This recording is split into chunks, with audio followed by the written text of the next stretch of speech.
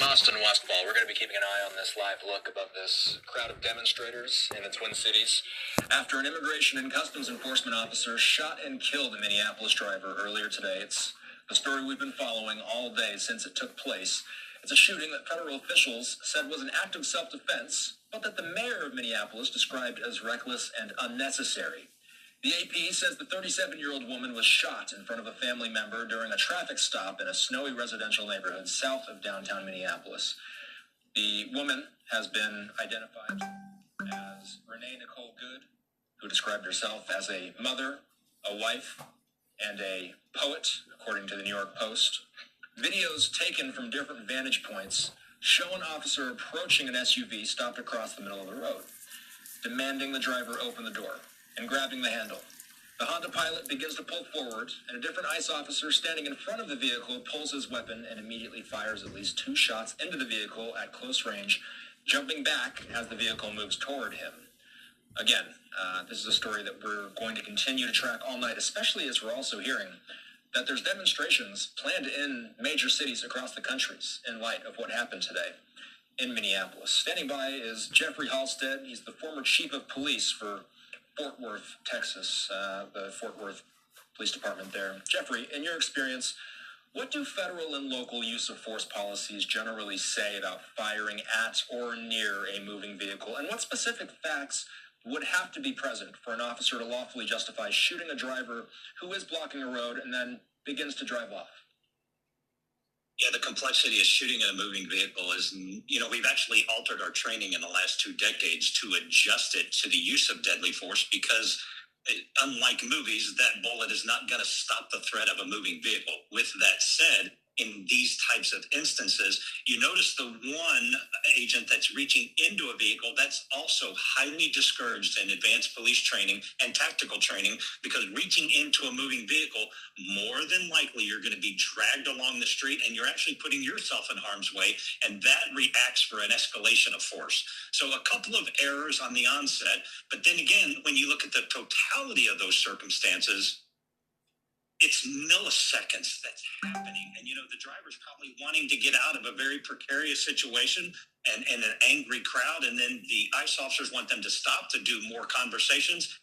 And then when someone is hit and then the use of force is deployed, you have to let this investigation continue, unfold, and be completed before jumping to those judgments, because it's consistent policy across city, county, state, and federal law enforcement about the use of deadly force into a moving vehicle.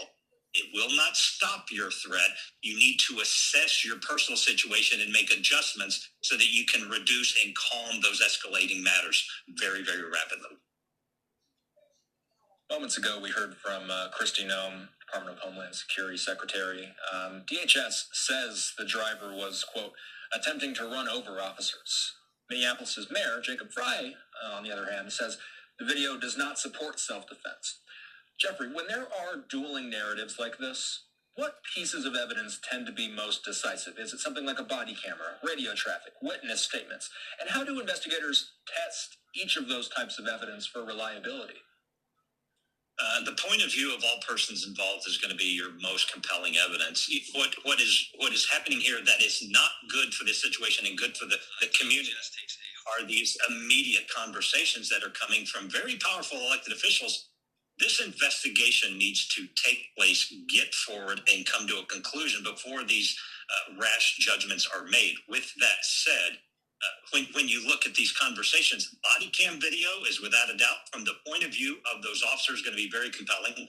Also witness statements, also the bullet fragments and the way the bullet traveled upon, when it was deployed from the handgun, that also helps. But all of this takes so much time, and to make an assessment within an hour, whether it's justified or not, or it's almost reckless. You have to let the professionals, and remember, these investigation arms are absolutely removed away from both of these elements. You have a state and an FBI. Let those investigations take forth. But those body cameras and other video perspectives are going to shed a little bit of light for the split-second decisions that had to be made, and also with respect to the driver who has passed, that's also going to give a good narrative for what they were seeing, facing, and what decisions they were making going forward. Jeffrey, in addition to this demonstration in the Twin Cities area, we've also got a demonstration live in New York City as well. Right now, our cameras are traversing the ground there, moving through some of these protesters. It looks like they're adjusting their shot as we speak. I just saw, by the way, another protest in Milwaukee, and I've heard of others on the West Coast later tonight as well. DHS officials have used phrases like defensive shots, while other leaders have urged caution. I need to ask you, if an officer approaches a vehicle on foot during a high-stress operation, what are the standard training principles designed to... Ollie's deals are so good, you won't believe the prices. This has to be a joke. It's no joke. Ollie's reduce the risk of a shooting? Well, the way that this vehicle is positioned, and so what makes this one much more challenging than just a traffic stop or another street contact is there's already escalated tension for days, if not weeks or months. If you remember the sniper shooting in Dallas against ICE, that elevates everything. And then comments made from different elected officials, those also make these situations escalated. With that said, approaching the vehicle from the rear is always the most advantageous. Clearing the rear of the vehicle, checking the rear compartment, and then making contact in a calm, delivered manner to the driver and the other occupants of the vehicle. When you start approaching and or going towards the front, two things. One, you're never going to physically push back or hold back a vehicle, especially in those icy conditions. And you actually put yourself in extreme harm's way. You don't have clear view of the occupants of the vehicle, their hands, and what they're doing. You're relying on what the conversation flow is going from the initial driver side or the contact officer. And then you put yourself in an extremely precarious and very, very dangerous situation. Staying behind the contact officer and keeping a clear line of sight as to what's happening keeps you in a much safer area, and then you're going to be a good witness and backup officer, which is what we train to do in both highway stops, traffic stops, and high-risk felony stops. Governor Tim Walz says that he issued a warning order to prepare the National Guard. In practical terms, Jeffrey, what does prepare mean versus deployment? And if the Guard is activated, how do their authorities, their training, and their use of force standards differ from police in a volatile crowd situation?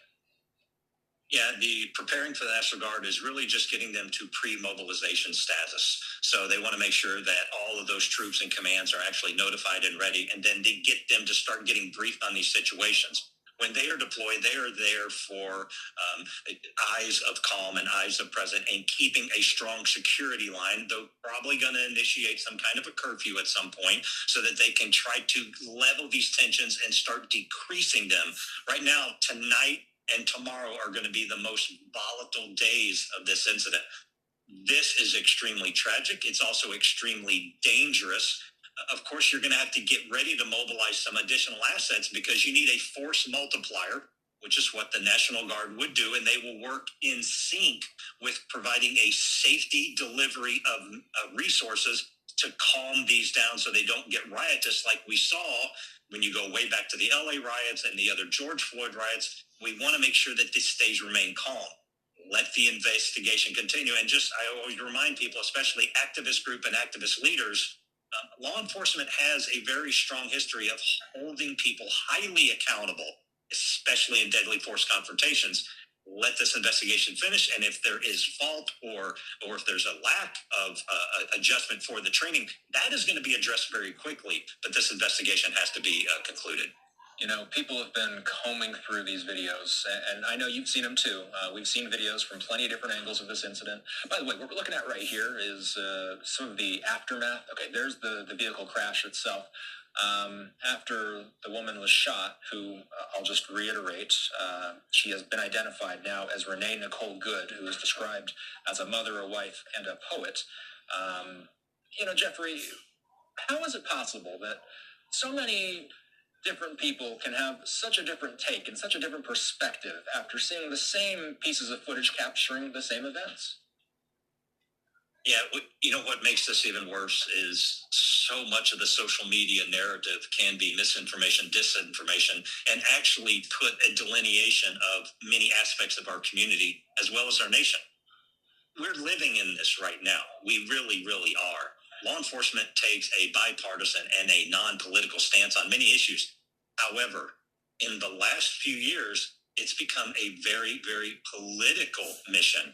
And that is very, very dangerous. And it's very challenging because they're trying to keep the peace and keep things calm, but their mere presence can escalate and raise the tension. And that can be very, very challenging for them. You know, one of my major questions moving forward here, the investigation is being handled by Minnesota's Bureau of Criminal Apprehension in conjunction with the FBI. Walk us through the standard investigative playbook when a federal agent shoots a civilian. Who interviews the shooter? Who controls the evidence? What else happens next? Now you're going to start bringing in many of the union and or the association protective interests. So you're going to have attorneys and other people standing with these involved officers. Even witness officers can request legal, but the lead investigator or both of these agencies are going to work in concert, but they're not going to work together. What you need is two completely separate investigative reports that come out that are non-affiliated, non-attached, and they can actually deliver a standard finding. And then they're going to compare both of these summaries back base. I've been involved in multiple serious high-profile, some globally protested investigations. It takes a lot of time, but the legal ramifications of due process of individual officers, both city, county, state, and federal, that has to be respected so you don't tarnish and or hinder the investigation mission and the ethics of this investigation going forward, should charges be filed. What are your big questions moving forward here? There's so many different ways that we have covered this, and as I've discussed, there's so many different viewpoints and perspectives about what happened here. What are your big questions about the investigation ahead? A prison sentence just for carrying your firearm. Gun laws are changing in 2025, and this is one of the toughest. Investigation ahead. The big question for me is, how are we, and I say we, going to politicians, elected officials, and very powerful people, how are we going to come to a conversation thread when we can work cohesively together for common missions and common goals? We are so far away from that as a nation, and it troubles many of us, not just in law enforcement, but just good citizens that really want to work collectively, regardless of your party affiliation, and try to make things better for brothers and sisters and moms and dads and things like that. The big question would be, what is it going to take to bring calm so we can work collectively and address the complex law enforcement mission that they've been told to accomplish? We got to do a much better job of communicating effectively in days of calm and working cohesively with our brothers and sisters in both sides of the aisles in many aspects of law enforcement, so we can do this in concert together, because right now it's so divisive and it's so hostile. It's going to take a long time to come to an amenable end to this. How do law enforcement agencies, whether it be on the local or the federal level, how do they prepare for what very well could be an active couple of nights ahead here? We don't exactly know how long this demonstration is going to go on for tonight. We heard Fox 9 Minneapolis is reporting, saying such. We don't know how long folks will be out here on the street. But as you and I were discussing earlier, there's the potential here for quite a few nights of activity in the Twin Cities. How do police think this thing through as we move into the days ahead? Right now, all of the affected law enforcement agencies are going into what they call a mobilization plan. So they're going on like a 12 on, 12 off. So 12 hours on, 12 hours off, and all of them will be deployed. So all of the non-patrol units are going to be ordered to get ready to be mobilized, meaning get your uniforms ready, because this is going to go on for many days and many nights. Now, this could escalate with other aspects of either force or riots or arsons and turned over cars and ambushing police stations. We've seen this in years past in other cities across the U.S. So the mobilization plan has already been deployed there in Minneapolis and in the surrounding region. So they're going to providing resource support for all of these agencies in the police department and the sheriff's department and National Guard and other assets. What is going to be very, very telling is what happens in this first 24 hours as the longevity of this very, very hostile and volatile situation. That is going to be a true telling of what it's going to take for the rest of this week and going into the weekend. Jeffrey Halstead is the former chief of police for the Fort Worth, Texas Police Department. Thanks for joining us. Thank you. Of course. The time in the Twin Cities area, approaching 6:30. We're going to keep an eye on these live vantage points. And also one in New York City as well. This one on the ground. I'm going to pull the audio up for a moment. I'm curious what we can hear.